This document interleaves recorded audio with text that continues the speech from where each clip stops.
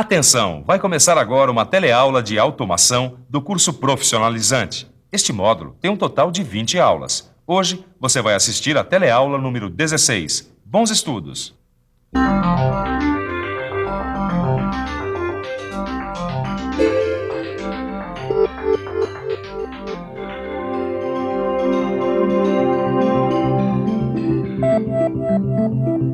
Você deve estar pensando que isso é uma mensagem secreta. Mas não é nada disso. Isso é só uma parte de um programa de uma máquina automatizada. Mas não precisa entrar em pânico. Para saber automação, você não precisa saber de cor todas essas letras e números. Quem precisa saber o que significam essas letras e números são os programadores e as máquinas CNC. Agora, o que você precisa saber é como essas máquinas funcionam. Ou melhor, como as máquinas CNC transformam esses códigos em comandos que fazem as máquinas se movimentarem executando uma peça. E é esse o assunto da nossa teleaula de hoje. Você vai ver como os tornos evoluíram e vai ver ainda como as máquinas CNC funcionam.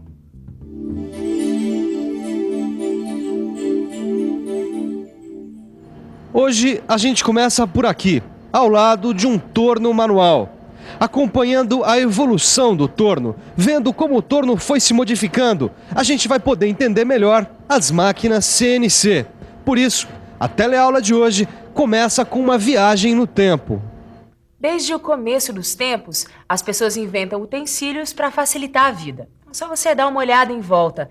Tudo que nós usamos no nosso dia a dia foi inventado para que as coisas ficassem mais fáceis. A caneta, por exemplo, já dependeu de um frasco de tinta para poder ser usada. Hoje, basta você tirar uma tampinha. E com o torno também não foi diferente. Como tudo que foi inventado pelo homem, a cada nova descoberta sobre os fenômenos da natureza, o torno foi ficando um pouco mais sofisticado e mais prático. Tá aí o nosso arquivo para provar isso. Os tornos, é claro, surgiram da necessidade de se moldar uma peça. Os primeiros eram totalmente rudimentares. Aí, com o tempo e as novas descobertas, foi criado o torno mecânico, mas ainda manual. Depois, os tornos automáticos, com controle mecânico, e depois ainda, os tornos computadorizados. E hoje já existem até células de torneamento, que na verdade são mini fábricas de peças torneadas. Controlar esse torno manual não é nada fácil. Afinal, ele depende totalmente do cérebro e do corpo do homem. De acordo com o material usinado, o torneiro seleciona todo o processo, desde a rotação da placa, o avanço e até a quantidade de material que deve ser removido. Aqui tudo depende dos olhos do operador. Através deles, o cérebro recebe informações que vão permitir que ele controle tantas operações. Só que o torno manual tem outras limitações, além de sua dependência dos olhos do operador. O trabalho mecânico, por exemplo.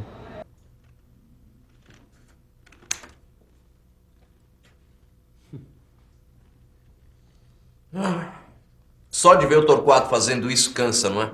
E fazer cansa mais ainda. Pois é, foi o que as pessoas começaram a perceber. Que quando elas tinham que usinar várias peças iguais, o trabalho ficava monótono e cansativo. E além disso, elas começaram a perceber que o trabalho mecânico e repetitivo, além de desestimulante, ele pode ser perigoso, porque é super fácil a pessoa perder a concentração.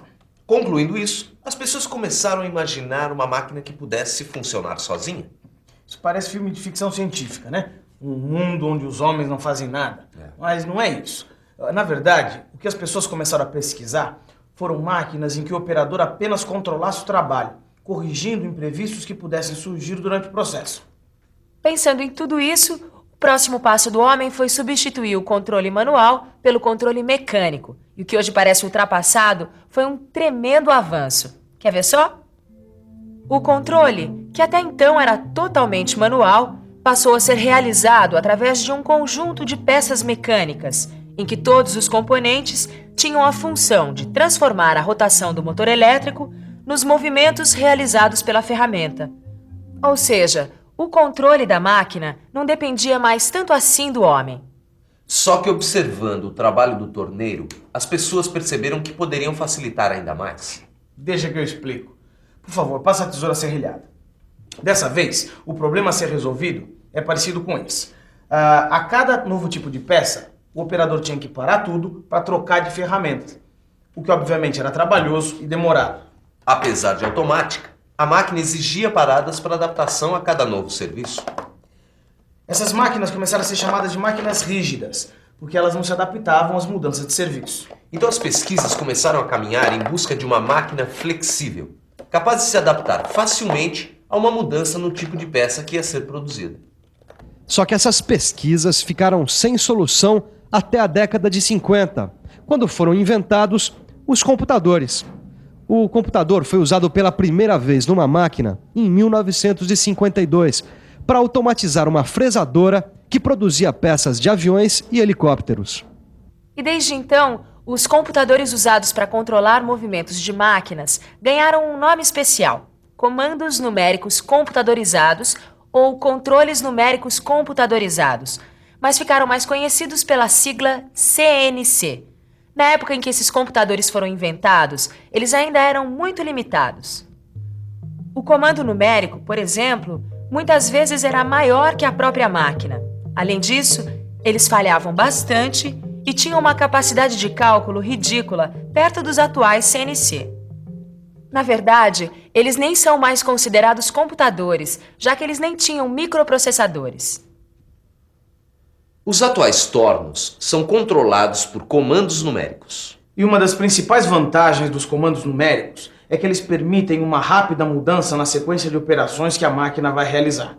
É só estar previsto no programa. Programa. Você já deve ter ouvido essa palavra mais de 1000 vezes nesse telecurso de automação. Só que você vai ter uma grande surpresa. Porque o programa das máquinas CNC não é nenhum bicho de 7 cabeças. Pelo contrário, ele é muito parecido com uma receita de bolo. Por incrível que pareça, o humano não está exagerando não. Porque um programa e uma receita de bolo têm várias coisas em comum. Os dois são uma lista de instruções, só que escritas em linguagens diferentes. O programa do computador, obviamente, é escrito numa linguagem que a máquina entende.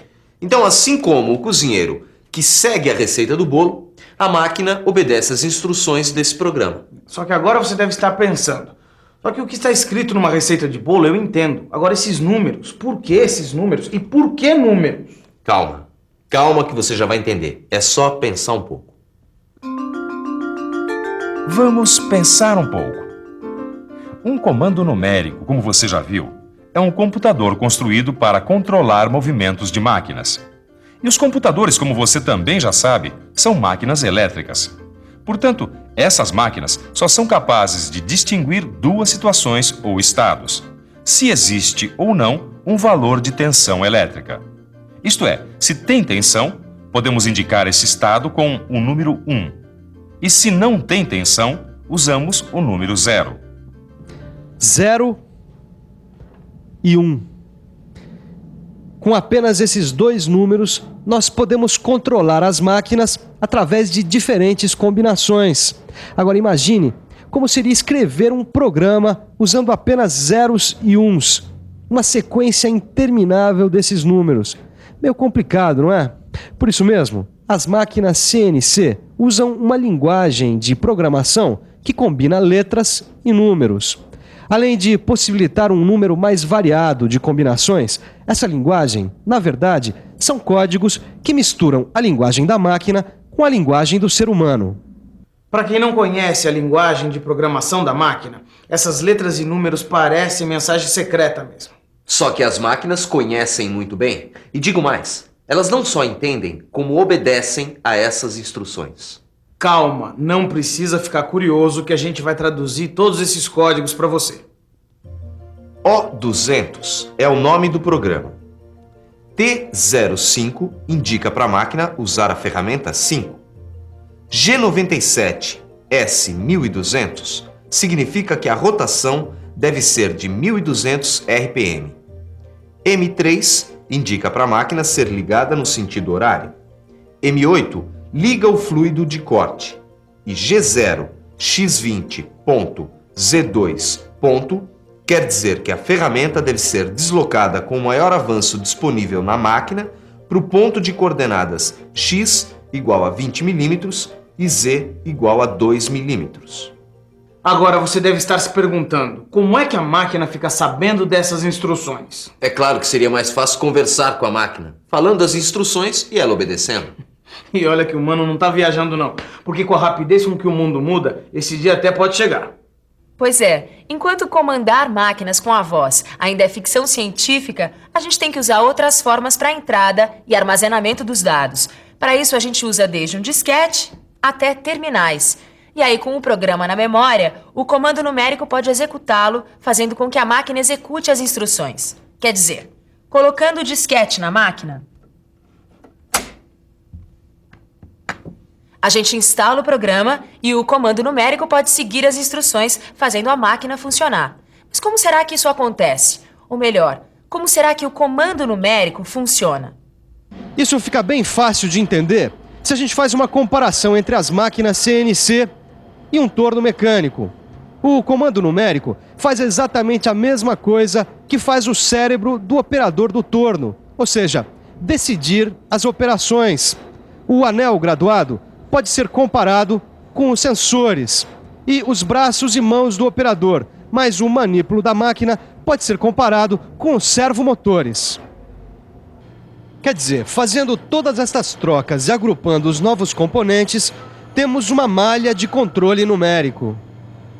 Um controle numérico, como você viu, tem a função de controlar movimentos. E apesar de parecerem muitos, todos esses movimentos podem ser classificados em movimentos de rotação e de translação. E cada um desses movimentos corresponde a um eixo da máquina. Dá só uma olhada nessa mandriladora. Tá vendo?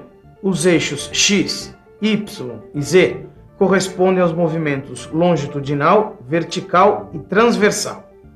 Só que, apesar dessa máquina fazer tantos movimentos, às vezes, por causa do tipo de hardware e de software que ela usa, ela só é capaz de fazer 2 movimentos ao mesmo tempo. E é por isso que, nesse caso, a gente diz que, embora a máquina possua 3 eixos, ela é, na realidade, uma máquina de 2 eixos. Todo esse raciocínio é para você entender o que a gente quer dizer quando fala em eixo. Que pode ser o número de movimentos que a máquina tem, ou, dependendo do caso, a quantidade de movimentos que ela pode realizar ao mesmo tempo. Cada um dos eixos da máquina é associado a um servomotor, que, como você viu, faz o serviço das mãos e dos braços do operador. Só que nas máquinas CNC, como você também já viu, a velocidade e a aceleração são controladas pelo comando numérico. Isso porque o servomotor é o elo de ligação entre a mecânica e a eletrônica, ou melhor, entre a máquina e o computador. Mas tem mais. Para aumentar ainda mais a independência do operador, a grande maioria das máquinas-ferramentas CNC é equipada com dispositivos chamados de ATC, que quer dizer Automatic Tool Changer, ou melhor, trocador automático de ferramentas. É um dispositivo capaz de retirar uma ferramenta e colocar na próxima posição da usinagem, tornando o processo mais independente ainda do operador. Pois é, toda essa evolução significou muita coisa.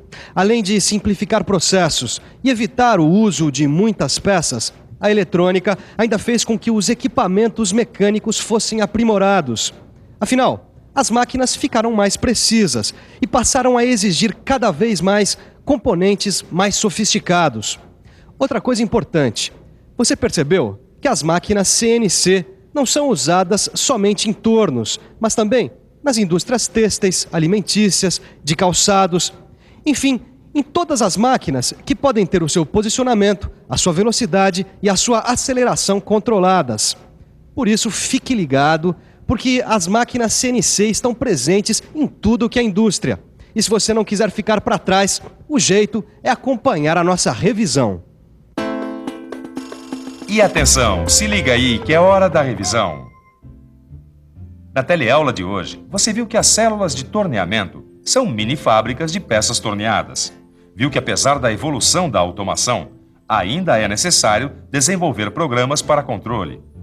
Viu que no controle manual de um torno mecânico existe a interferência do operador.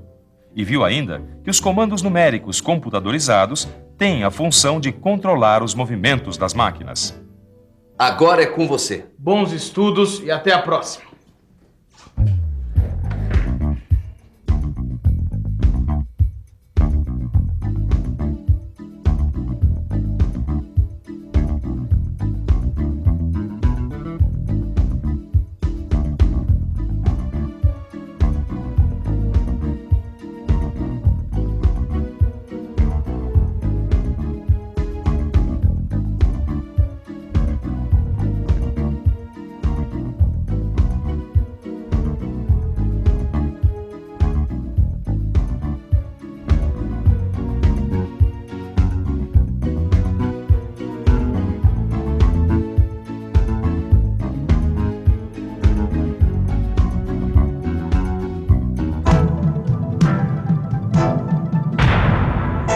Telecurso 2000, um programa de educação do Sistema Fiesp e da Fundação Roberto Marinho.